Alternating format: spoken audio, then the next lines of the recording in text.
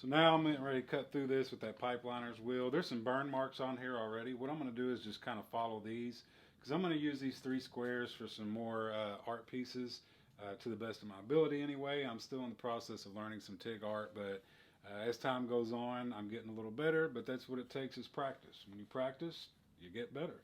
You make mistakes, you learn from them. So I'm going to go ahead and start cutting into this with the pipeliner's wheel. I'll do one side here, and then I'll use a regular small thin cutting wheel to do this side here, and maybe you can see a difference in cutting speed and how long that wheel actually lasts. Next, we're going to be cutting into some stainless steel, and again, thank you to Simtech Incorporated here in New Albany for supplying me some material to make these videos. I greatly appreciate it. But this is 1/4 inch stainless, and I'm going to use what's called a pipeliner's wheel, which is also a cutting wheel. You can also do some light grinding with those, but these are really nice, especially if you got to cut through some thick material. These are about an 1/8 inch thick, and they just work great. So if you're needing to cut some thick stainless steel or pipe or anything like that, using one of these is going to save you a lot of time and money too.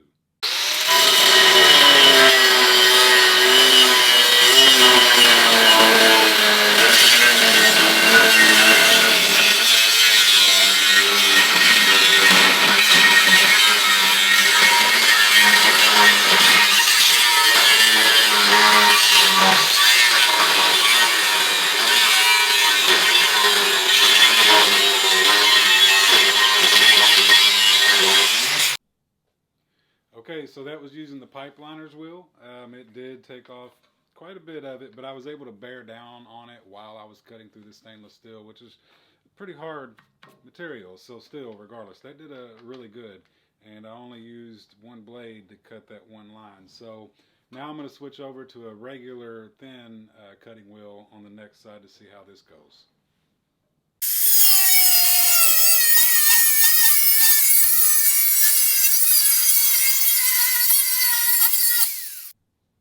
So I felt like that one kind of went a little faster as far as the cut went. As far as the wear on the 2 different blades, I mean, they're about the same. Looks like the pipeliner's wheel and then this thinner cutoff wheel, yeah, they cut around the same material. I mean, wore the blade out around the same, but one thing, you can bear down a little harder with the pipeliner's wheel. If you got thick material, this thin cutting blade, it cut through it just like butter too. So this is some good product here, and I learned a lesson myself between these 2 cutting wheels. And next I'm going to finish this piece off, get it dropped out of there, and we'll grind out and smooth out the edges. So now we're going to talk about this variety pack here. It is called the Density Cut, Grind, Finished, and Mix Pack. I like this one. I've already dug into it and took out some of the cutting wheels, so, but I'll tell you what you got in here when you get it though. Let's open this up. So you got, what do we got here? You got 2 80 grits, 2 60 grits, 2 40 grits on your flap wheels, 2 hard wheels, grinding wheels, and some cutting wheels, which we already used quite a few of those. So what I'm going to do now, actually, is I'm going to use one of these flap wheels. And one of the biggest things that actually clogs these up is mill scale. So what I'm going to do is I'm going to buff over this and clog this up to where it won't want to work. Then I am actually going to use this right here to clean the pores out of this flap wheel so it will keep grinding like it should. Now flap wheels, yeah, they're not meant to remove mill scale. Generally you would take a hard wheel, go over that mill scale, then you would start with a certain grit on your flap wheel and then work your way up to get that smoother finish on it. So let's get started with that, just because I want to make sure you understand how this works.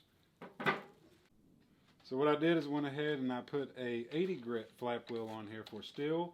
I'm going to try to get some of this mill scale off. It clogs up pretty fast, and then I will again be using this to clean the pores out of your flap wheel.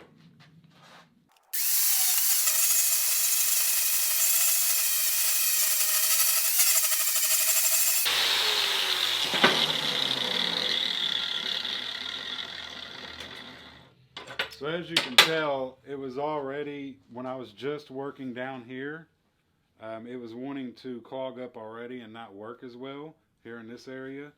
So I just kept going, and I bared down a little bit to make it remove all that mill scale. And then what I did is moved up to here, and I was also trying to get that mill scale off, but you could see where it really started to struggle. So now all I'm going to do is lay the grinder on its back where I can get a firm grip on it, press it down against the table, start this thing up. I'm going to use this guard as kind of like a little ledge to lean over and then pull it back to get the cleaning effect that I want.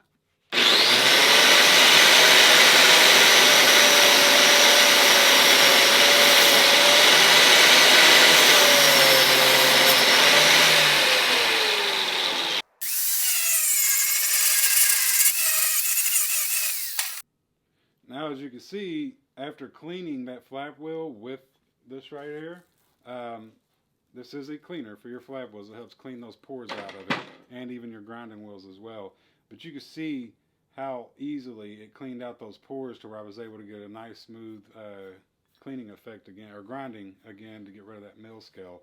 So that's a really nice thing to have to help save on your material. So if you're getting to where it feels like your flap wheel isn't doing a lot, be it on mill scale or even on welds, just run that across that flap wheel, get them pores cleaned out, start right back over. You don't have to throw that thing away.